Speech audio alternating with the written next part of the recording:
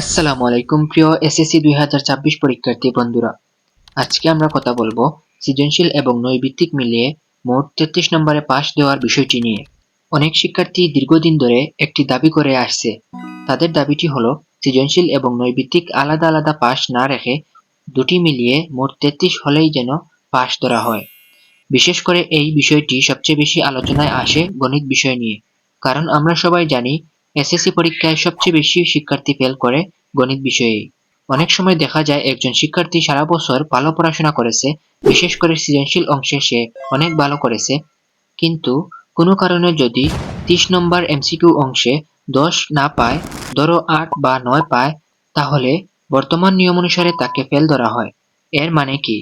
মাত্র 1 বা 2 নম্বরের জন্য তাকে আবার পুরো একটা বছর অপেক্ষা করতে হয় সেই বিষয়ে পরীক্ষা দেওয়ার জন্য।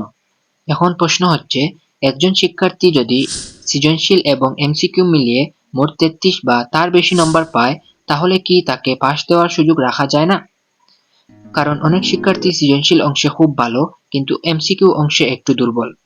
আরেকটা বিষয় লক্ষ্য করলে দেখা যায়, ইংরেজি বিষয়ে 200 নম্বরের মধ্যে 66 নম্বর পেলেই পাস। সেখানে ফার্স্ট পেপার এবং সেকেন্ড পেপার আলাদাভাবে পাস করতে হয় না। তাই অনেক শিক্ষার্থীর প্রশ্ন, যদি ইংরেজির ক্ষেত্রে এমন সুযোগ থাকে, তাহলে অন্য বিষয়ের ক্ষেত্রে কি এ ধরনের সুযোগ রাখা যায় না? তবে একটা বিষয় পরিষ্কার করে বলি, এখন পর্যন্ত শিক্ষা বোর্ড ও শিক্ষামন্ত্রীর পক্ষ থেকে এ বিষয়ে কোনো আনুষ্ঠানিক ঘোষণা দেওয়া হয়নি।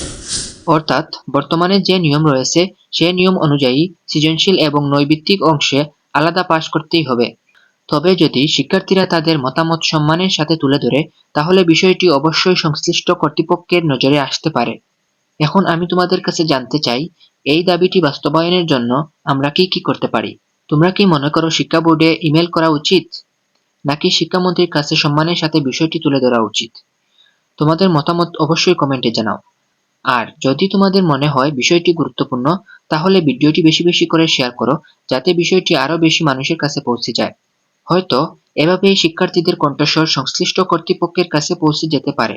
শিক্ষা সংক্রান্ত এমন নিয়মিত আপডেট পেতে আমাদের চ্যানেলটিকে সাবস্ক্রাইব করে পাশে থাকো। আজকের ভিডিও এখানেই শেষ করছি। সবাই ভালো থাকবেন।